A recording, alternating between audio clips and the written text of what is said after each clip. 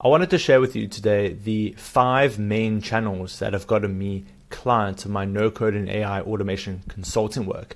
I'm also going to share a couple of pros and cons from my experience of each one, and then also 2 that didn't quite work for me, but I do think I should learn to dial them in eventually in the long run if I want to scale this business even further. My name is Gavin Wiener, and I am a no-code automation consultant and freelancing expert. I'm top rated on the freelancing platforms, worked with 100 plus businesses at this point, and I'm just sharing from my own experiences what's worked and what hasn't worked for me.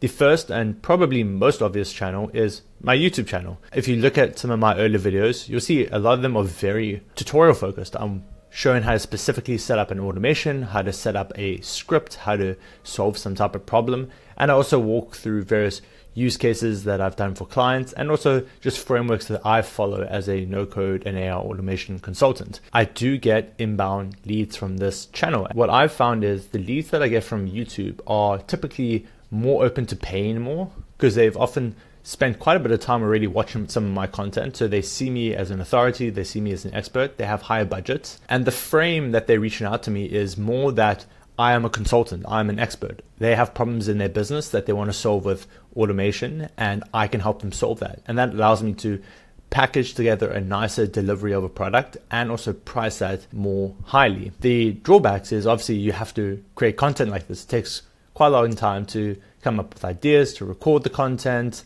Some of it just doesn't do that well. But for me, in my mind, I've always thought about it that no matter what, even if a video gets 10 views, I'm pretty sure I have some videos that only have like 5 or 10 views. For me, it still builds trust and authority. You're willing to put out your face, you're willing to put your name out there, you're willing to talk through a subject that you are hopefully knowledgeable on, and that builds a ton of trust and authority. And when people get on calls with me, they often say, it's weird to be talking to you because I feel like I've already interacted with you. That's the whole parasocial thing that people speak about. So if you are willing to put yourself out there, I definitely recommend doing YouTube content or some form of video content on your social media platforms. The second channel that has worked really well for me is my website. In my mind, I've treated my website a bit like my YouTube in that if I make a post on my website, whether it's a tutorial or it's just a blog article, that's going to sit there forever. And I also know a little bit about SEO, so I have created posts that are more targeted towards things that are going to get me clients. For example, I created blog posts around ClickFunnels developer South Africa, Zapier expert South Africa, things like that. And I knew I could increase my chances of ranking for those type of topics because there aren't a lot of people doing this type of thing in South Africa. So I knew if I took that angle, I could pick up some rankings. And I have picked up clients in that regards. I always ask clients how they found me, and they say to me, I was just searching for Zapier freelancer or automation freelancer, and you popped up, and that's obviously because of the SEO work I've done.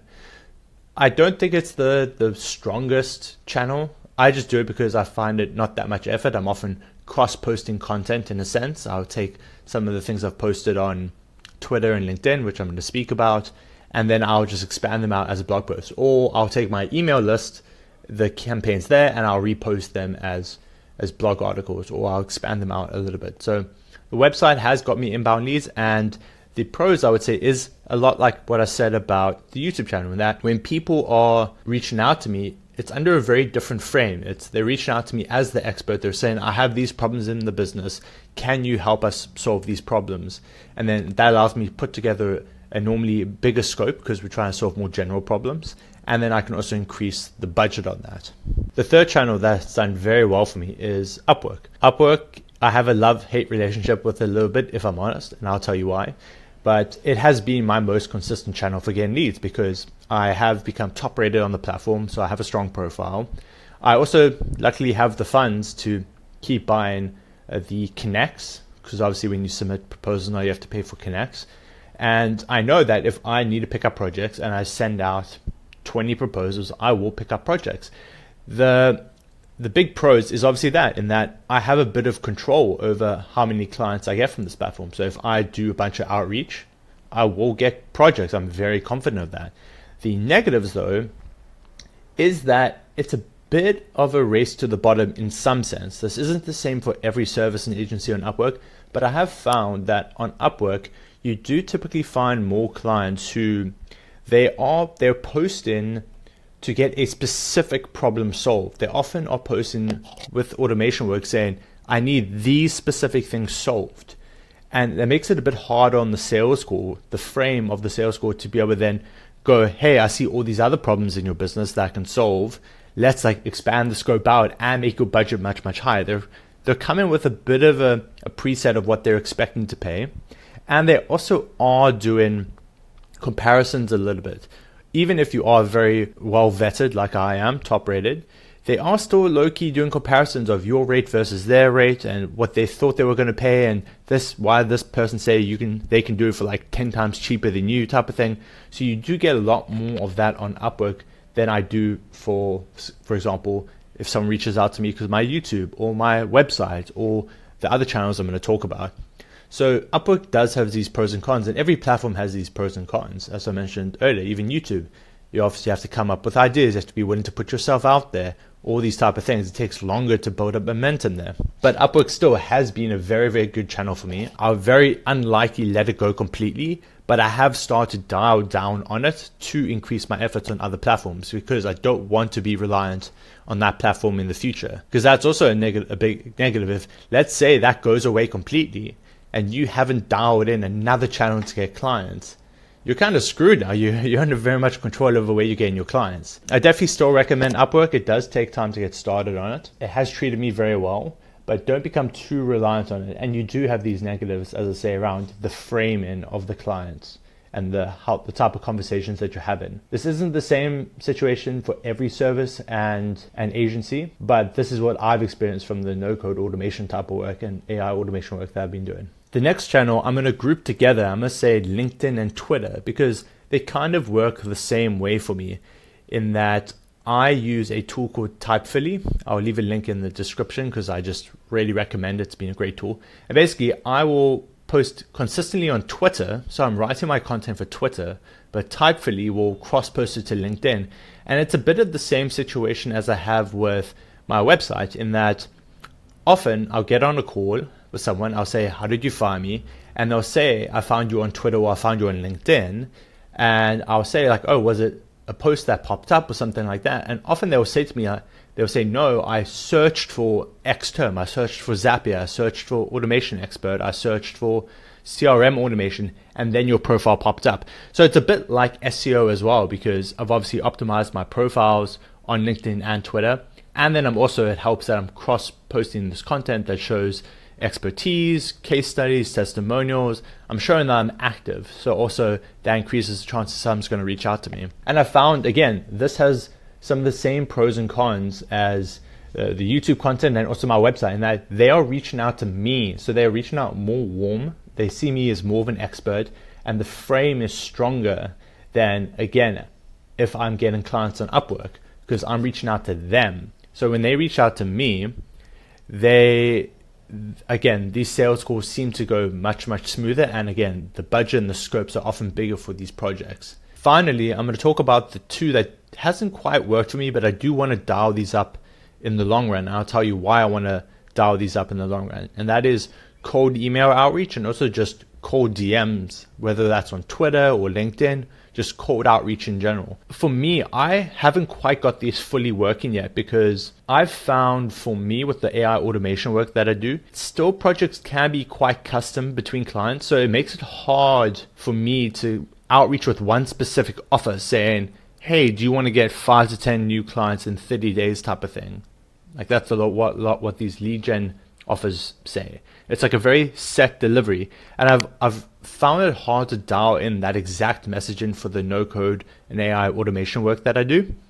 And because of that, I have actually hired someone to do cold email outreach for me in the past, and we had to send a lot of emails to book calls.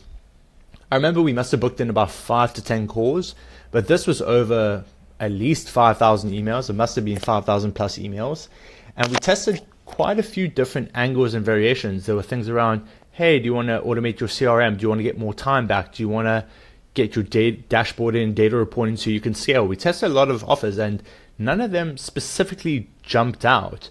And also I found the people I was getting on calls on, a lot of them weren't in like the biggest pain. They got on the call and they were kind of like, yeah, I was just curious what you were offering. I'm not like in the greatest need, but it sounded interesting, so I thought I'd hear you out. And I didn't find the sales calls went the best, and also the dynamic, I wasn't so excited about it. We couldn't quite close a lot of those clients. That's not to say it doesn't work. That just means I personally couldn't find the right offer or angle to do this with. And that's why I haven't really been doing cold email or cold DMs very much. But it is something I would like to do, because like Upwork, if you can dial in cold email and cold DMs, you have control. You can say, I know if I send this many messages, I will get this many clients on average.